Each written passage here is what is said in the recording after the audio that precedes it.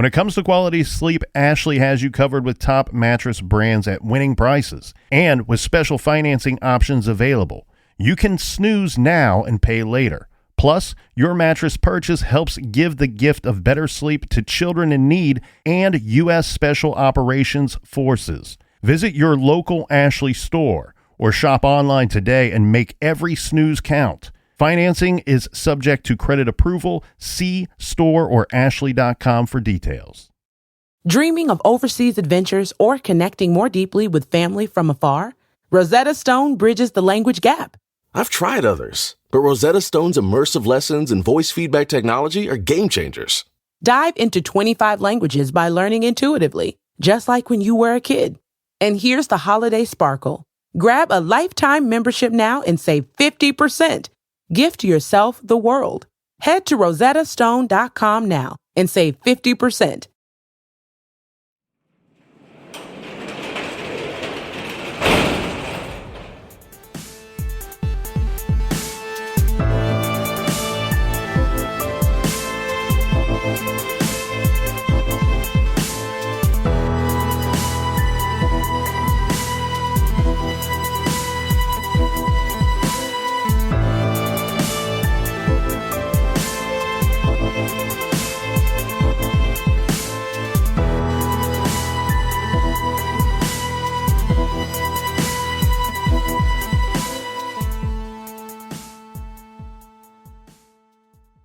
Welcome to True Crime Garage. Wherever you are, whatever you are doing, thanks for listening. I'm your host, Nick, and with me, as always, is a man that knows that there's a bunch of savages in this town. Here is the captain. A bunch of true crime savages. It's good to be seen, and it's good to see you. Thanks for listening. Thanks for telling a friend.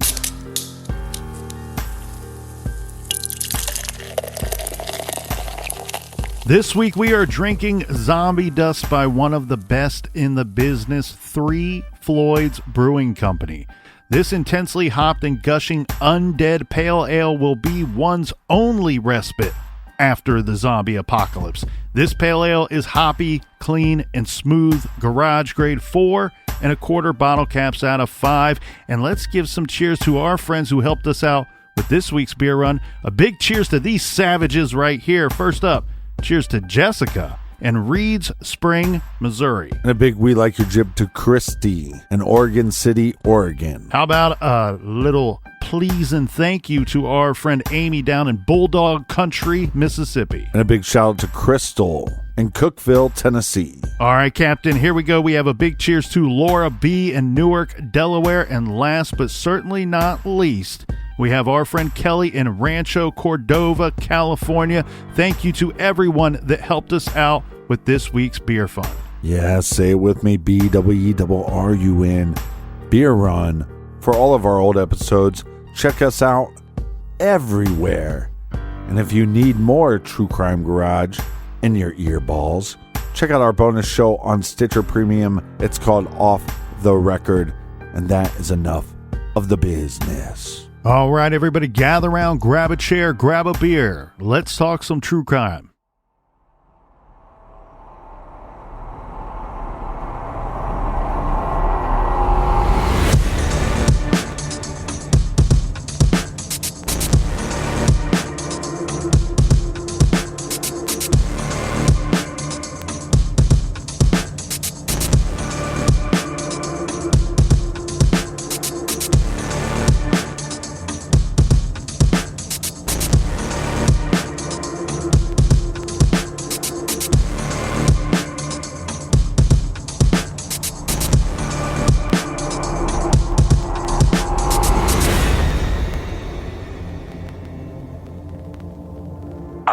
Giant schnauzer by the name of Ammo, and he was cross-trained to be a cadaver dog.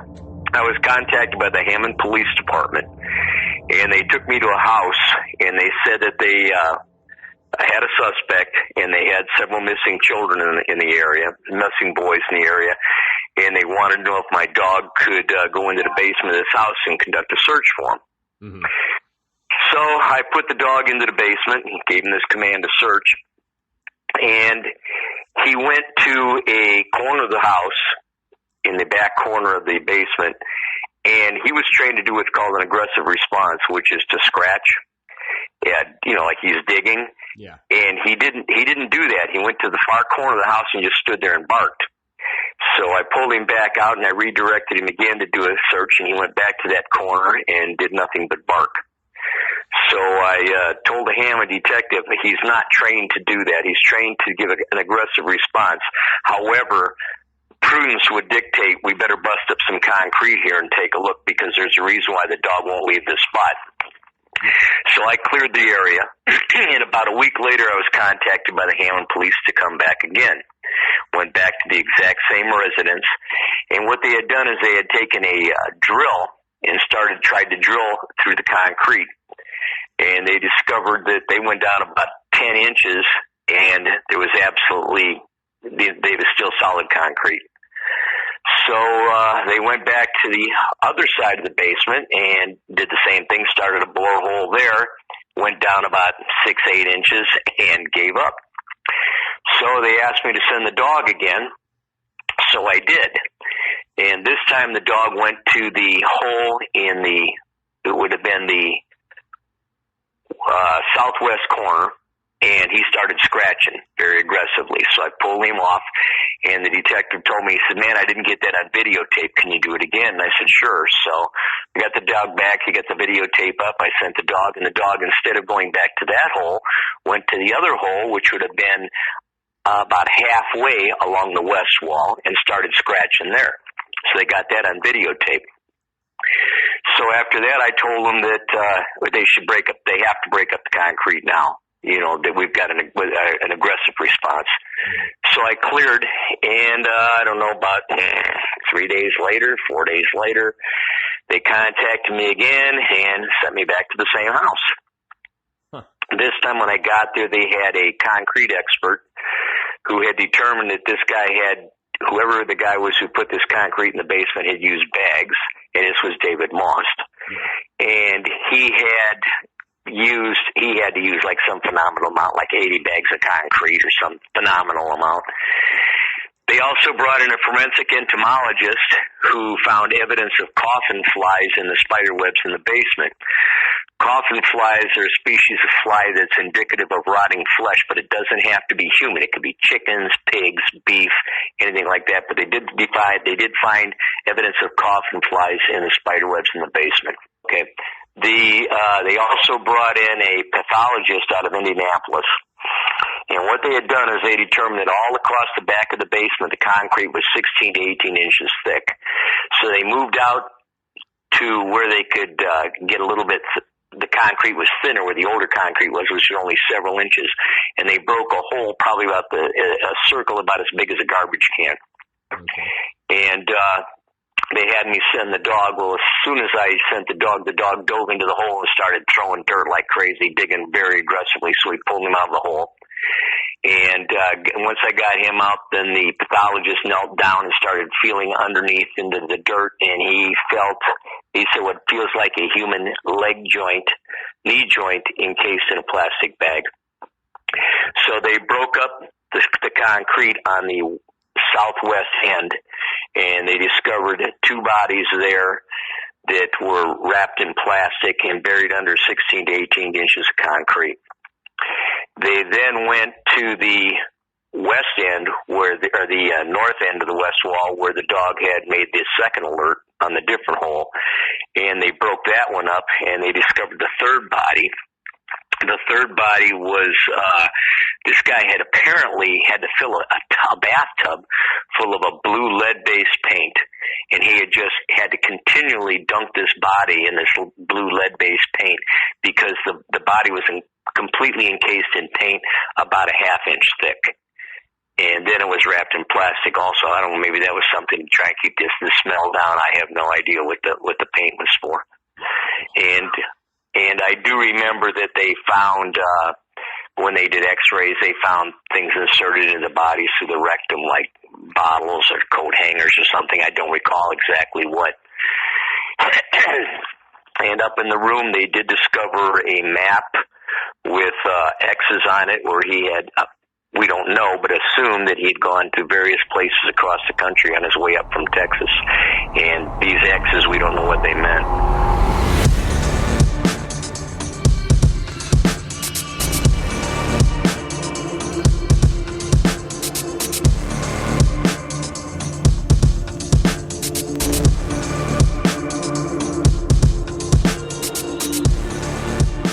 The voice you just heard there in today's trailer is that of K-9 Detective Dale Bach.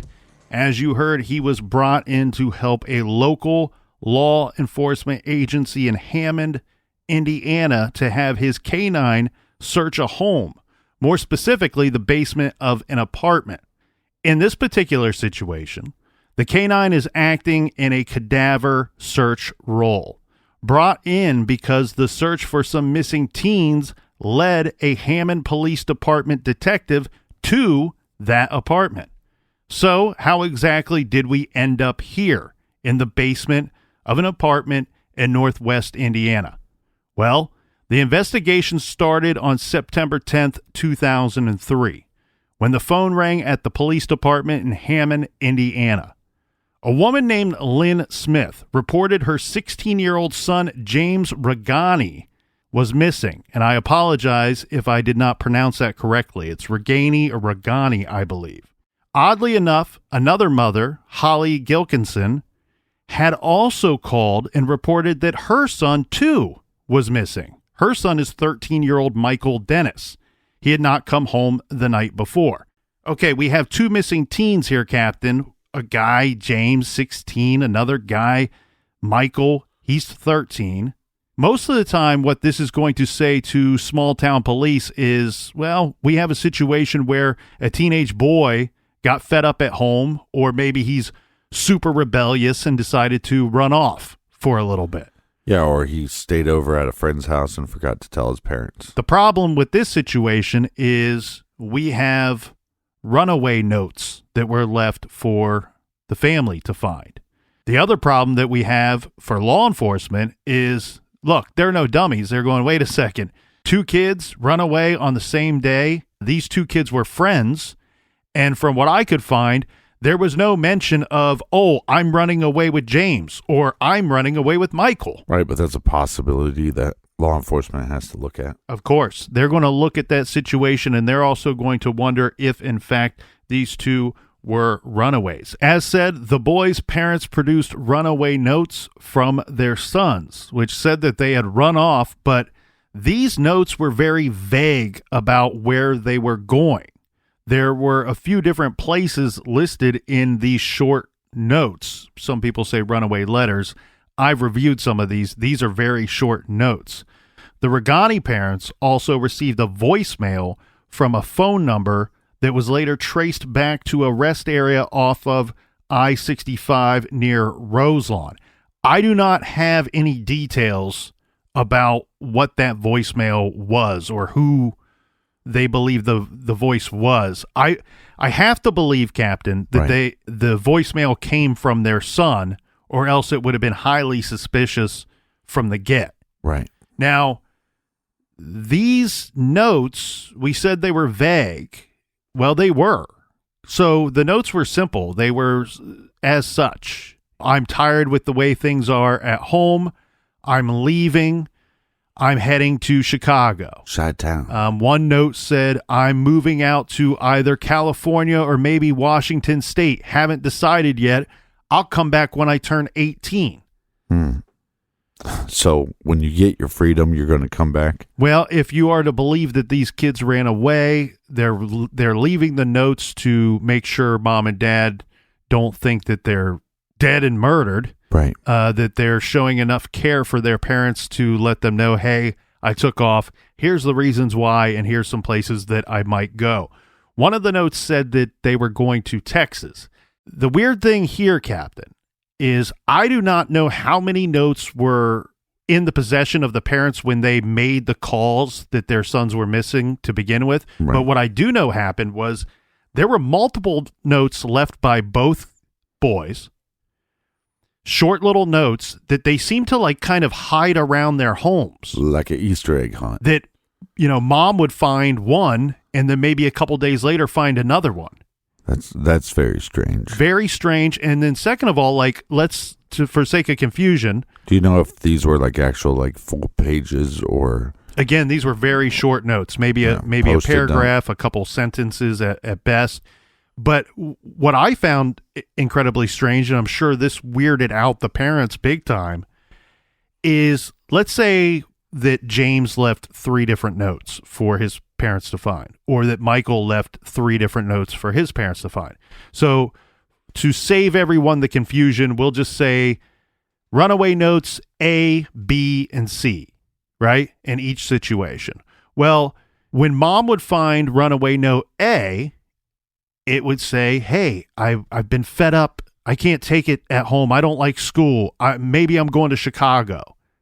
I'll call you in a couple months. Well, then a few days later, she finds runaway note B.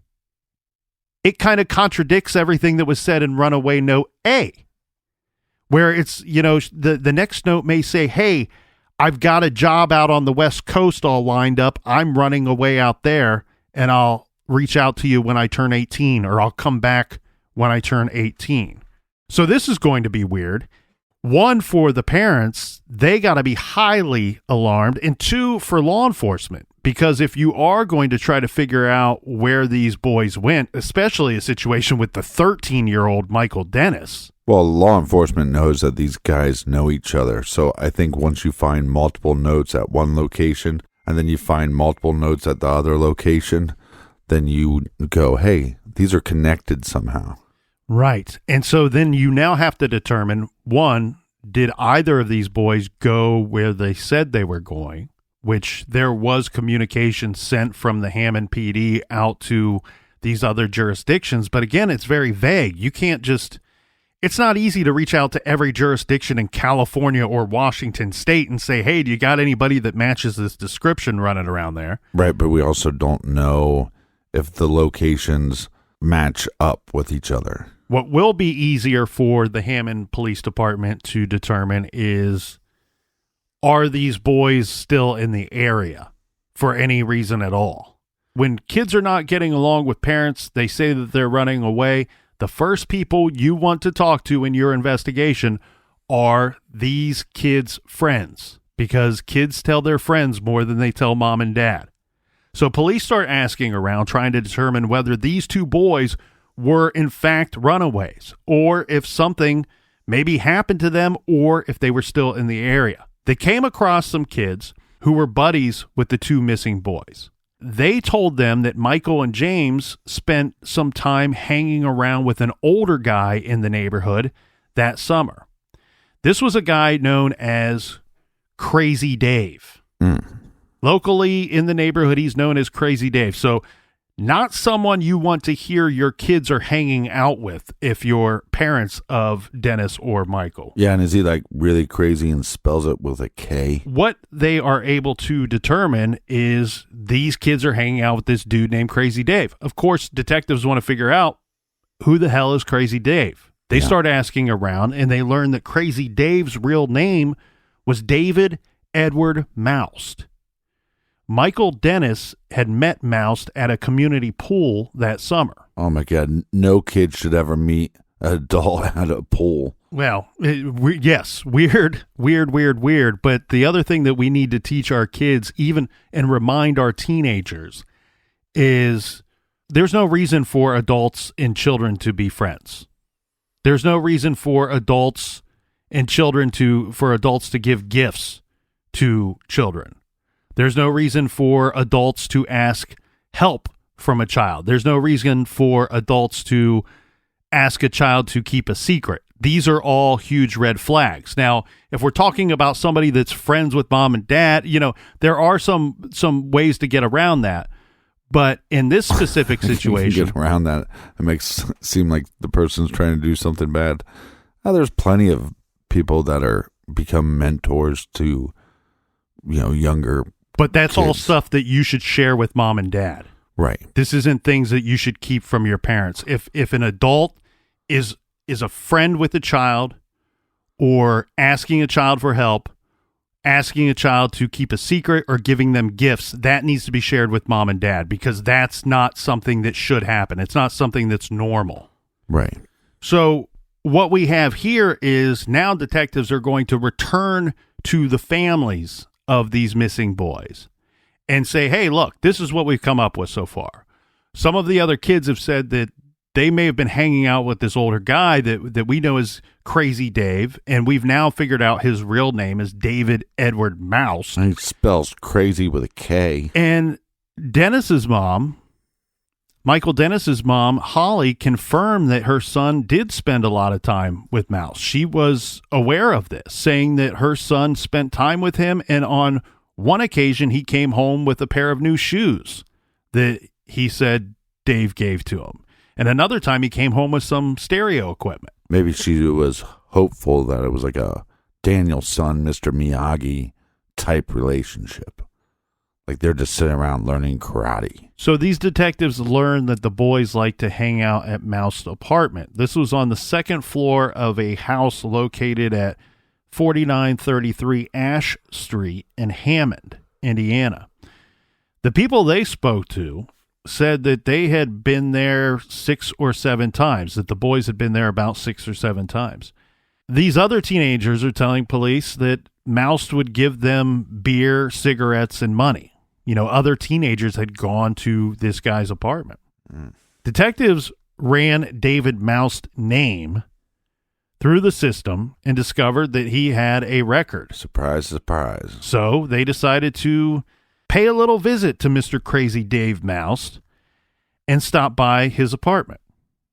So Detective Ron Johnson of the Hammond PD visited this David Maust at his place on September 18th. He found Mr. Maust in the backyard smoking a cigarette and enjoying a beer. Maust did not seem nervous at all at the appearance or the arrival of the officer. Well, to be fair, he was buzzed. And he didn't feel nervous at all answering any questions. In fact, Detective Ron Johnson said Maust was extremely friendly and very courteous to the detective. So much so that he permitted the detective to look through his apartment.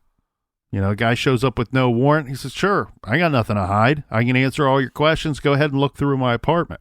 So the detective is in there. He's asking Maust questions, opening closets and checking under beds and such.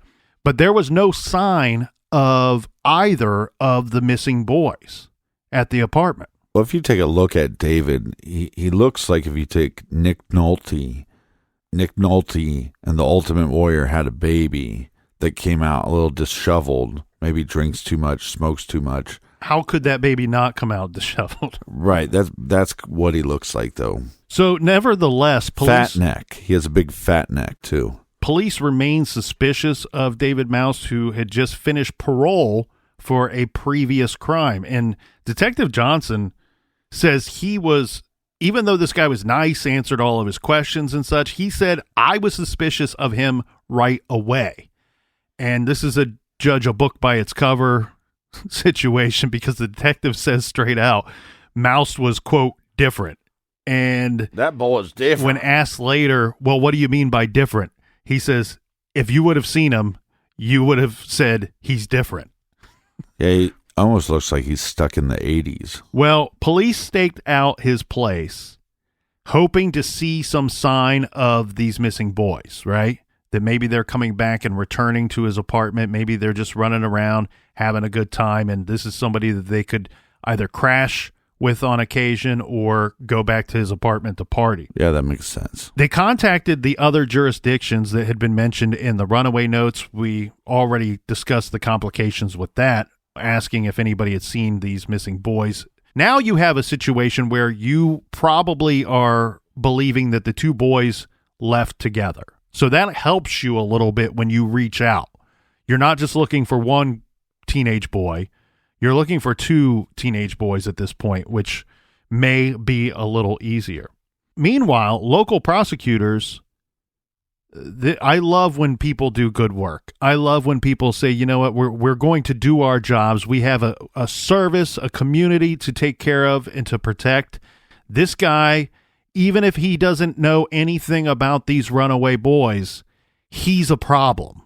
So the local prosecutors filed a misdemeanor charge of contributing to the delinquency of a minor against David Maust. This was on October 2nd. This was because of what the other kids told the police about the underage beer drinking, pot smoking, and things that were going on at Maust Place. You know, he's providing underage kids with beer and marijuana, and they're hanging out at his place. So Maust posted the $300 bond, and he was released. He continued to talk casually with the detectives about the missing boys, but not really admitting anything at the time. The police contacted the landlord and the owner of the house where Maust was a tenant. Right. They found out from this owner, his name was Bill Hinton, that Maust was employed. He was an employee at a trophy shop that the homeowner owned as well. He also told them... Hold on a second. Because David looks exactly like a guy that works at a trophy shop. Like, what's his job? He works at a trophy shop. He also told them that Maust had done some work in the basement of the home, that he had repaired some seepage on the floor. So Detective Johnson went back to the home to inspect this work that Maust had done on the basement floor. When he went to the basement, he discovered a new concrete pad in the southwestern corner of the basement. This is interesting, and I know a lot of people are probably saying, well, why wouldn't the detective have searched the basement to begin with? I think the situation here is, the way that it was explained to me, is that there were multiple tenants living in this house, in these different apartments that were broken up through this house. When the detective was first questioned Maust in the backyard of this property, and Maust said, yeah, sure, go ahead, look through my apartment. I'll be happy to take you inside and show you everything. Come on in, it's a nice place. He's simply showing him his apartment. There are spaces throughout this home that are common spaces that are shared amongst the tenants. Yeah, shared by the other pedos. And so the detective probably didn't check the basement because either A, he wasn't suspicious of the basement because it was a common place, or B, he didn't feel that he had permission to do so because there were multiple tenants and Maust was not the owner of the home itself. It's not like when the police officer comes up and starts talking to David and they go, hey, do you mind if we search your apartment? And he goes, come on in, it's a nice place. It's not like you can just spend days in there.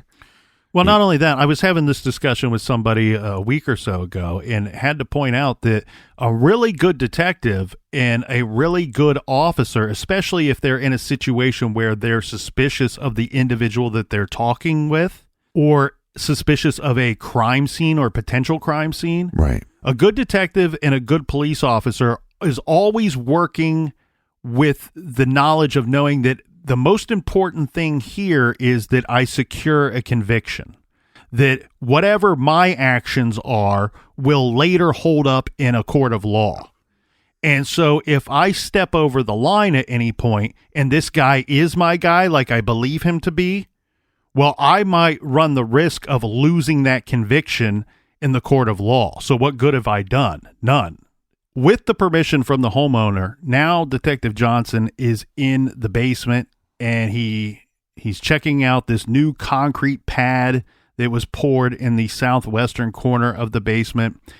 I found a source that said that the pad was determined to be approximately 8 foot by 5 foot and 12 inches thick or 12 inches deep.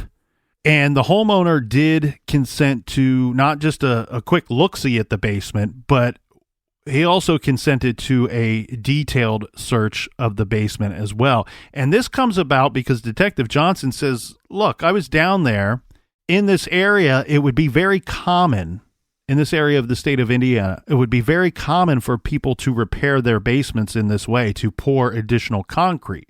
And that is so that if you have a washer and dryer in the basement, that you are placing it on an elevated platform, on a platform so that if you were to have your basement floods, then these items are not getting wet because they're elevated. Yeah, that makes sense. So at first he says he wasn't suspicious of the concrete pad, but then knowing what he knows from living in the area, he applied that to, oh, wait a second, the water hookup is way over here.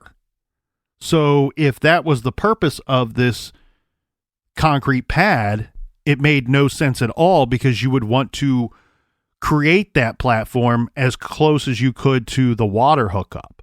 He's super suspicious of this. So the police decide that on November 20th, this is Detective Johnson and Commander Dale Bach of the Lake County Sheriff's Department. Again, he's the one that you heard in today's trailer. They come back on the 20th of November to search the basement again at 4933 Ash Street. More like Ash Street.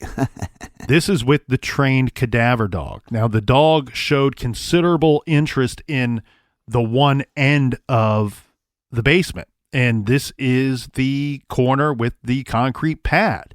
The dog is telling you, you've trained me to find cadavers.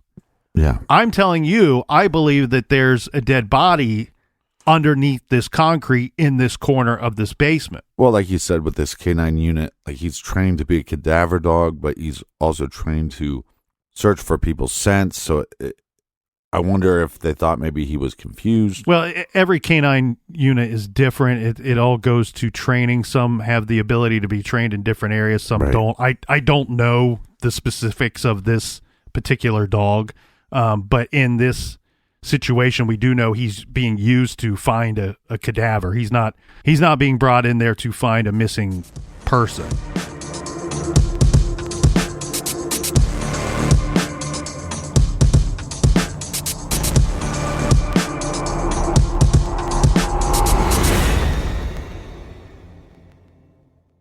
This show is sponsored by BetterHelp. Do you look forward to the holidays? Maybe you struggle with seasonal blues. This time of year can be a lot, and it's natural to feel some sadness or even anxiety about it. But adding something new and positive to your life can counteract some of those feelings. Therapy can be a bright spot, something to look forward to make you feel grounded, and to give you the tools to manage everything going on. If you're thinking of starting therapy, give BetterHelp a try. It's entirely online, designed to be convenient, flexible, and suited to your schedule. Just fill out a brief questionnaire to get matched with a licensed therapist and switch therapists at any time for no additional charge. Find your bright spot this season with BetterHelp. Visit BetterHelp.com/garage today to get 10% off your first month. That's BetterHelp, HELP.com/garage. Dreaming of overseas adventures or connecting more deeply with family from afar? Rosetta Stone bridges the language gap. I've tried others, but Rosetta Stone's immersive lessons and voice feedback technology are game changers. Dive into 25 languages by learning intuitively, just like when you were a kid. And here's the holiday sparkle. Grab a lifetime membership now and save 50%. Gift yourself the world. Head to rosettastone.com now and save 50%. At Consumer Cellular, you get the same exact coverage as the largest carriers, but for up to half the cost. Same thing, up to half the cost. Up to half the cost for the same thing. 50% the money for 100% the same thing. I hope I'm making myself clear. Consumer Cellular. When freedom calls, we're here to answer. Call us at 1-888-FREEDOM. Half the cost savings based on cost of Consumer Cellular single-line 5GB data plan with unlimited talk and text compared to lowest cost single-line postpaid unlimited talk, text, and data plan offered by T-Mobile and Verizon May 2023.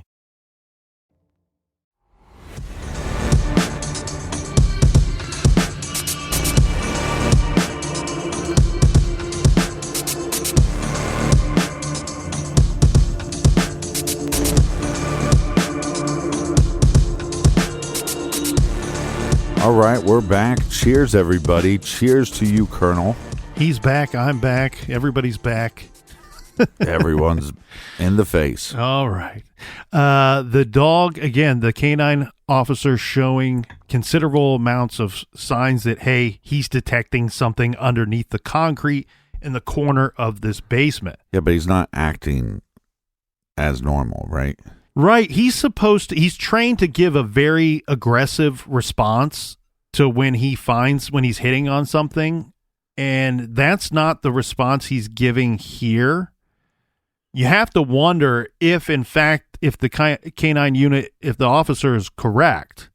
People are getting confused because some people are like, I'm referring to the dog as the officer because he is an officer. So we'll pay him his respects. If he is... Well, and we want to be respectful just in case he's listening. That's right.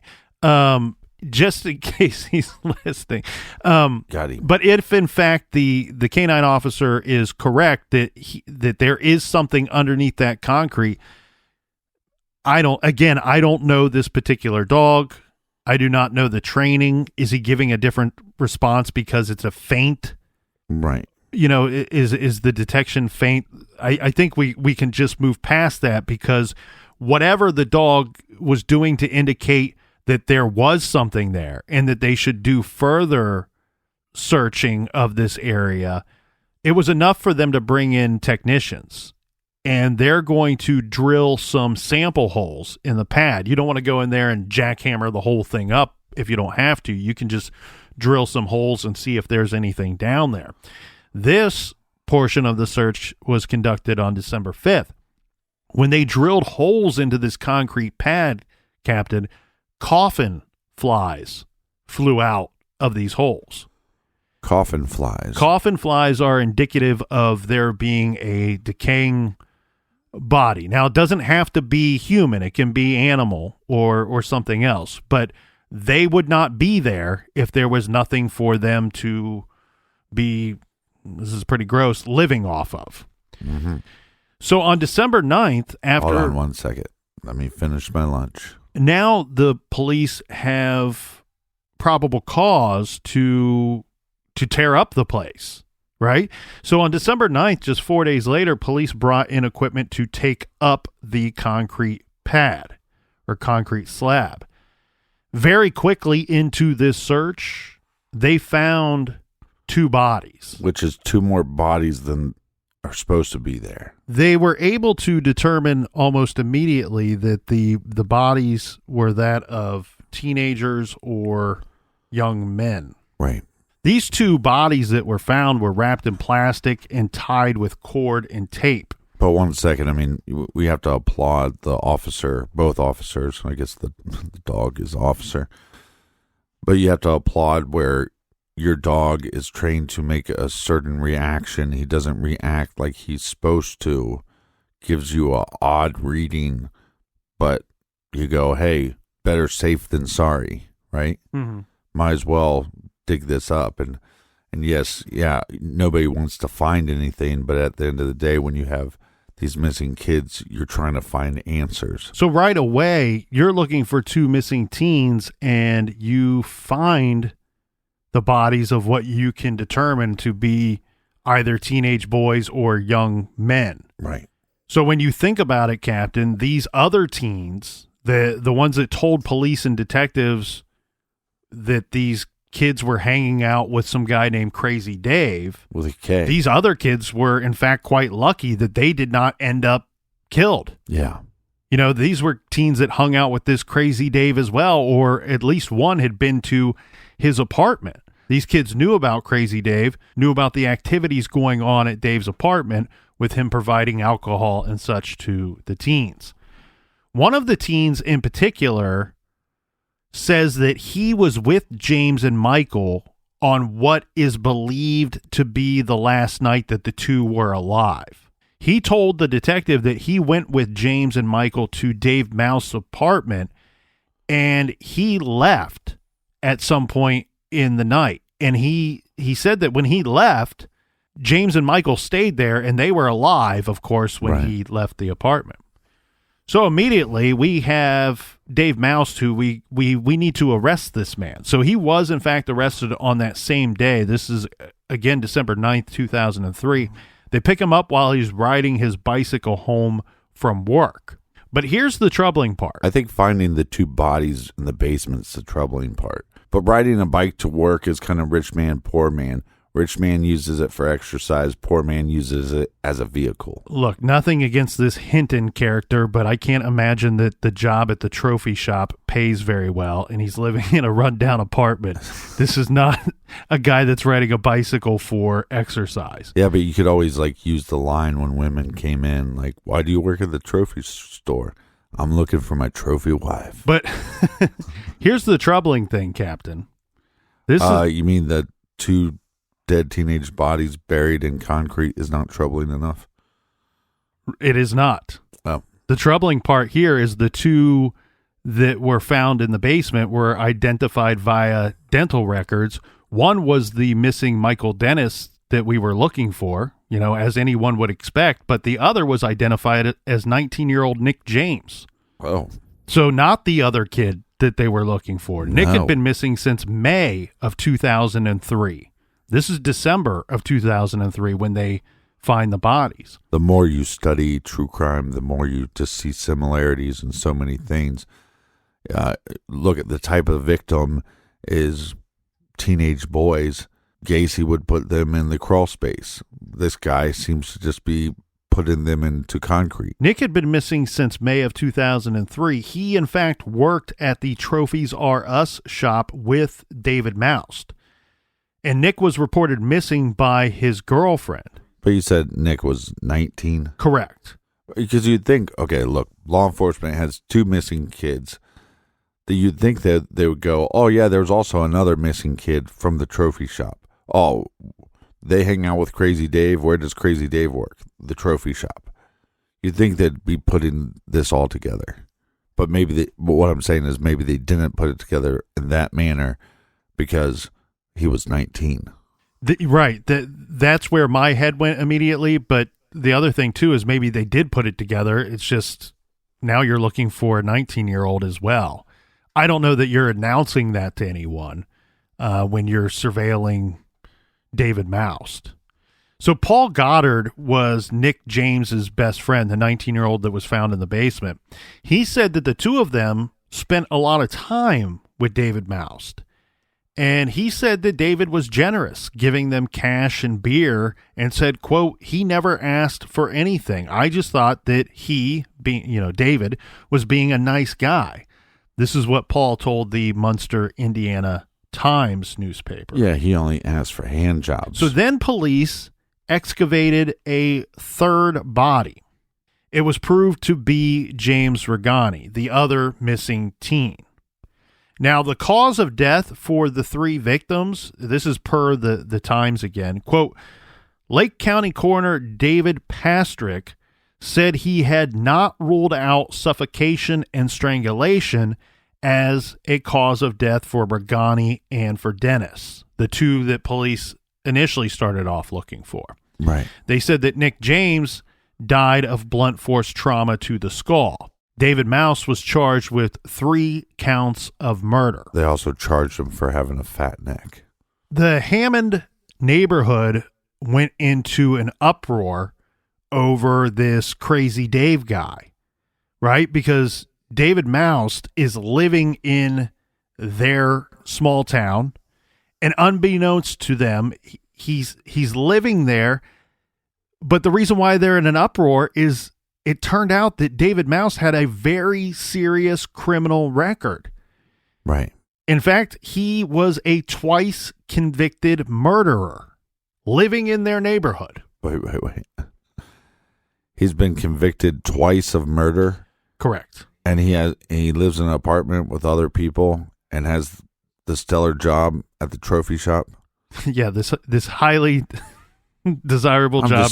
I'm just saying that he's living better than some people. Living better than the Colonel. I wonder if he gets unlimited trophies, like unlimited free trophies. The idea that this dude was out free, living in the small town, and hanging out with kids terrified the residents, many of whom said that they planned to move away from the area, even though David Maust was now behind bars. In all fairness, eventually the state of Indiana would pass a law requiring that convicted murderers must register with local officials when they moved to a new location. So David Maust was not from this area. Well, thank God they corrected that. If sexual offenders have to register on a sexual offender's website or whatever, murderers should have to do the same. So Maust now in handcuffs. Well, he was in for a 6-hour interview session with detectives. Maust confessed to the killing, saying that others had helped him commit the murders, even naming his landlord as one of the accomplices. Again, the comparisons with this individual and Gacy are very similar. I mean, Gacy, once he was arrested, was saying, hey, it wasn't just me. There was multiple people involved. Maust also implicated his old cellmate from time served in the state of Illinois, and he implicated another neighborhood teen, saying he helped as well. I don't think that he's sitting there saying the four of us killed these three guys. I think what he's saying is a situation where he's telling a story and it's changing as we go along here. Yeah, I'll give him a trophy for being a douche. But in the end, Captain, he admitted to all three of the murders, and he said that he did all three of them on his own. Now, for some reason, we have a written statement pertaining to James Regani's murder, but not the other two. So the details are a little tricky on some of these murders here. Yeah. David Maust signed a confession stating that on September 9th, 2003, at his apartment, James Regani had been drinking beer and doing shots and got sick. And at 11:45 p.m., David Maust took a rope and put it around James's neck and strangled him until he was dead. He then wrapped his body in plastic and took it to the basement and later put cement over his body. But he was, as said, I mean, he's telling these stories, but it's very obvious to detectives that this dude's responsible for all three of the murders. A Lake County prosecutor, Bernard Carter, said, quote, basically he drugged them with alcohol and the date rape drug and then strangled them. The first victim, he means, Nicholas James, he hit in the head with a baseball bat and then strangled him. He said, meaning David Maust, that the first one was too bloody of an attack, so he decided to strangle the others. So he's saying that he killed all three of them the same day? No. Okay, so at different times. Nicholas James was a separate situation altogether. Right. That when he went missing back in May, that's when Nicholas James was killed. Right. The other two boys were killed September 9th of that same year. But what Maust is explaining to detectives in his confession that, look, I hit the one over the head with a baseball bat and realized later that's not a good method of killing because now I got all this blood everywhere that I have to deal with. Yeah, everybody listen to that statement. We have a murderer telling you that if you hit somebody in the head when their heart is still beating, there's blood everywhere. It's too bloody of a scene. Again, connect the dots in other cases, like JonBenet Ramsey. If she was hit on the head first, there would have been blood everywhere. David Maust admitted to detectives that he would on occasion visit the basement to continue to talk to his victims after they were buried in the floor. What? You heard me right. So he's drinking. Yeah, I'm going to go down to the basement and I'm going to go talk to the concrete because he's missing one of his buddies that he killed. I'm reading between the lines here, Captain, but what I think actually went down is I believe that they found all three victims at the same time when they were digging up that slab because, as said, it's determined or reported that it was 8 foot by 5 foot by 12 inches deep. That's not that big of a concrete slab, and we have three victims in that concrete slab. Where I think that we have the speed bump in the investigation is that two of the bodies were wrapped in plastic that was tied with rope or some type of cord. Right. The third body, for reasons only David Maust could explain, was completely dipped, or, I guess it wouldn't be dipped, but covered in lead-based paint, blue lead-based paint. And Maust said basically that he took the body of this victim, placed it in the bathtub, covered it in this paint, and we're talking about an inch thick. Wow. Covering the body at all points. He states that he did this so that it would conceal the odor of the body, that nobody would be able to smell or detect the dead body. I guess the smell of paint is better than dead body. As for the runaway notes, detectives believe that Maust lured the lured the boys to his apartment, of course, with promises of some kind of trip. Okay. Remember, we talked about them leaving notes for their parents, this misdirecting the investigation or hoping that the parents don't go looking for the kids. They figured out that Maust he spearheaded them leaving these notes for their parents. This was all his idea. So to me, this is looking more and more like a premeditated murder situation. Right. What he said to these boys is that, look, I have access to a lot of money. I have access to a lot of drugs. I need you to run some errands for me, and you can make a lot of money in the process. And hold on a second. If any young teenage boy is listening and you hear this from somebody, remind yourself that he rides a bicycle to work. He works in a trophy shop, and he lives in an apartment with multiple people, and his only friends are the friends that he's giving booze to, and those individuals can't buy booze. I wouldn't really believe that he has connections to a bunch of money somewhere, because if he did, he probably would have called in those favors by now. Well, if you go off of what I said earlier, you're already in the clear. Adults and children do not need to be friends for any reason at all. Yeah, my motto is no friends. Okay. So what they were able to determine is that Maust told them that, hey, I'm going to give you a vehicle, and I've set up this vehicle so that we can conceal drugs in this vehicle, and then you're going to drive it out to the West Coast. Basically, you're going to make a delivery for me. And the people there are going to pay for all these drugs that you deliver. You're going to bring the money back to me, and then you're going to get a big, hefty cut of everything. Right.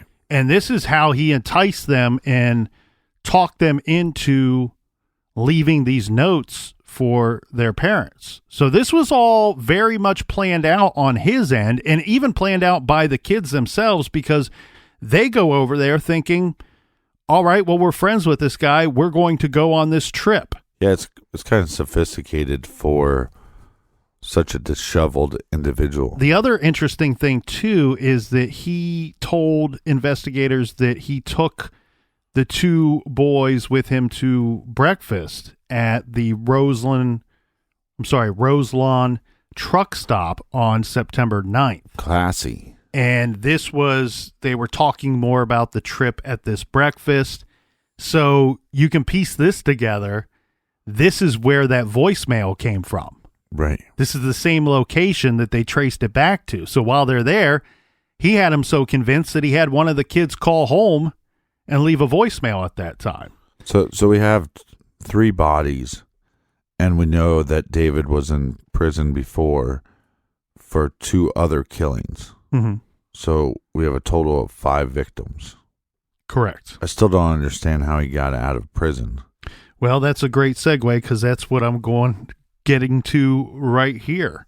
So the Indiana prosecutors knew that Maust was a suspected serial killer, right? He's eligible for capital punishment. So the Prosecutor Carter, requested that the death penalty be on the table for the 3 murders. So on October 31st, 2005, Maust took a plea deal and admitted guilt for all 3 murders.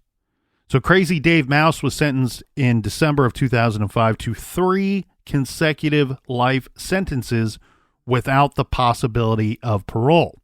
And in his guilty plea, Maust requested that he be held in isolation away from the general population of the prison. Now, as the captain just mentioned, this monster had killed twice before. So who was David Maust, and why was a twice convicted murderer out living in a nice community? David Maust was the second of 4 children born to Ava and George Maust on April 5th, 1954 in the state of Pennsylvania. PA. In 1961, the family relocated to Chicago. That next year, Maust's father left the family. David was only 8 years old at this time. Right.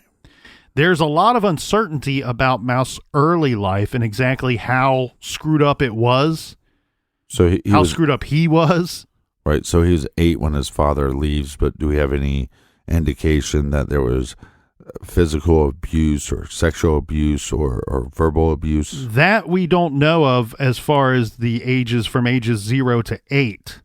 But again, it's very difficult in this situation to figure out how screwed up his family life was or how screwed up he was, and if who was responsible for that. His parents were both, I feel very fine and confident with saying that both of his parents were dysfunctional. According to the Times, George Maust was orphaned at age 12 and spent the rest of his juvenile years, I should say, in foster homes, some that were described as sexually abusive. Ava Maust, his mother, spent a month in a mental hospital in Pennsylvania, this right after David Maust's birth.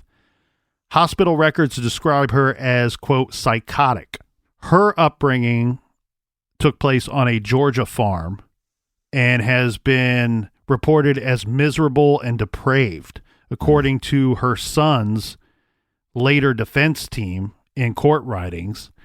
His mother was beaten by a stepfather with boards and chains and treated as a slave by her mother. That sounds awful. With his father gone and a mother that, there's no more simple way to put it, a mother that either did not want him or could not handle him, his mother, David's mother, requested that he be institutionalized at the age of 8. Or I'm sorry, at the age of 9. Yeah. So per the Times, quote, Chicago State Hospital records show that David Maust yearned for a relationship with his mother, but she showed little interest in him. When the staff at this state hospital pressured her to take David Maust swimming with a sibling and a later stepfather, she told the hospital, "I'm not taking him. I wish he would drown." Burn. So whether Ava loved David and did the best that she could for him, or whether she was the reason that he was screwed up, depends on who you're talking to or where you're getting your information.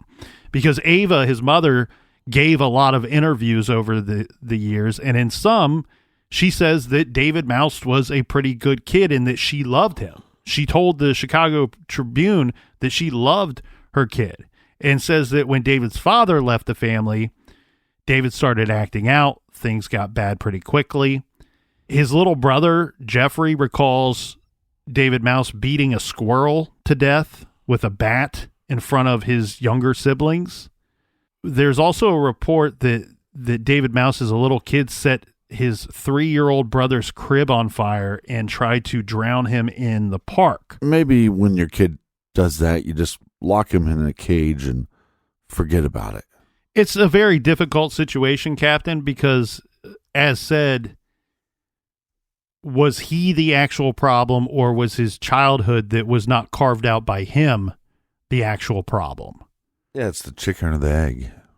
Because, well, but it goes back to who you talk to and where you get your information from. And even with Ava, who gave multiple interviews over the years, she gives a different story in different interviews. He was a good kid. He was a normal kid. And it wasn't until he was 9 that he started acting up and I had to get rid of him. In other stories, he was born bad and he was trying to kill his little baby brother and drown his baby brother from a very, very early age.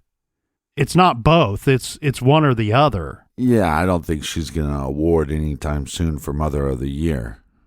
It can't be both. These are her words. These are words she chose to give to these people. That he was fine. He was completely fine until his dad left. Then he went off the rails and I had to get rid of him. In other interviews, she says that he was born bad, that he was evil from day one, and that he was trying to kill his little brother at a very early age. That's not the same story. So when I say it can't be both, we don't know the true story. Maybe it was both. I'm saying these are her words. Pick a story, lady. It's one or the other, because they're two very different stories. The other thing that you have to keep in mind too is back then,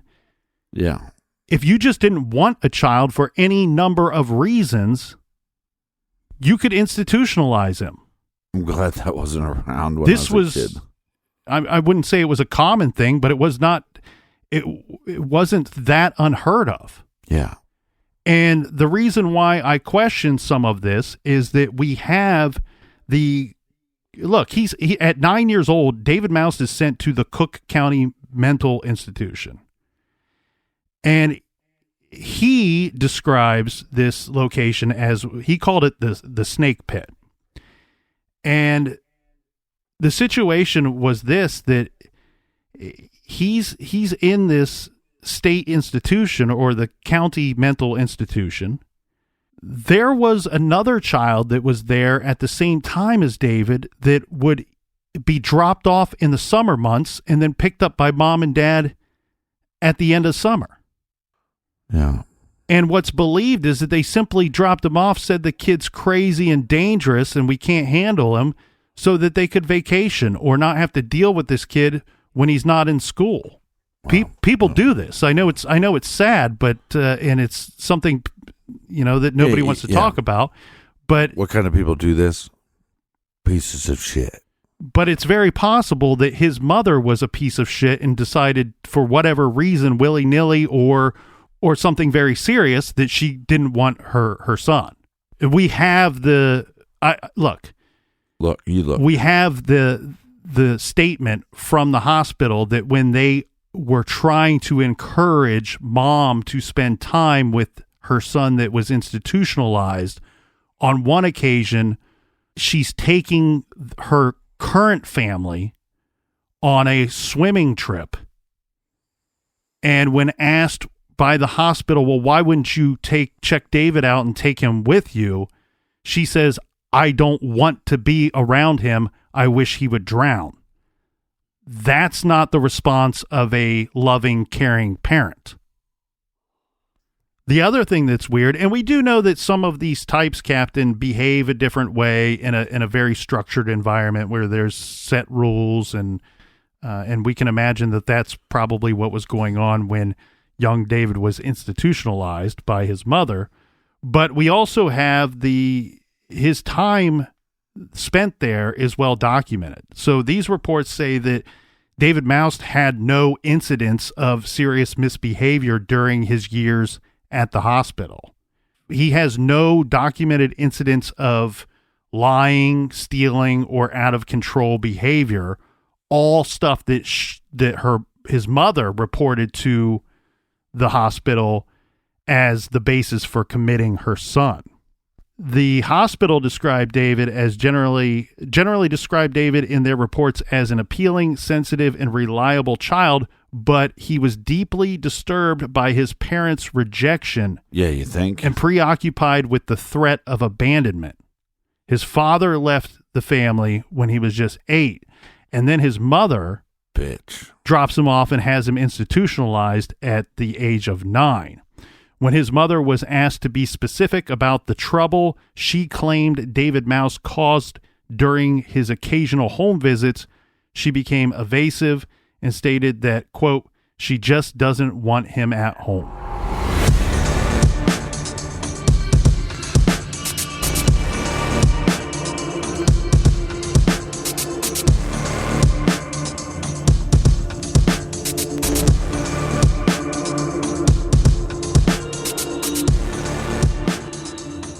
All right, so much more to get to tomorrow. For everything true crime, check us out at truecrimegarage.com. Click on that store page and check out our Be Good, Be Kind, and Don't Litter shirt. And make sure you join us back here in the garage tomorrow. Until then, be good, be kind, and don't litter.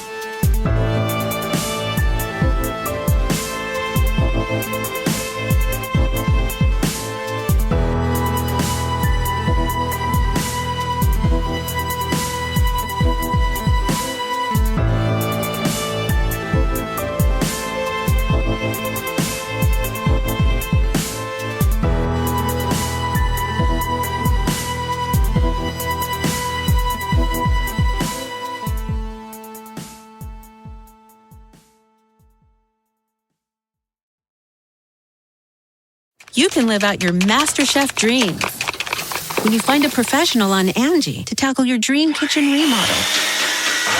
Connect with skilled professionals to get all your home projects done well. Visit Angie.com. You can do this when you Angie that.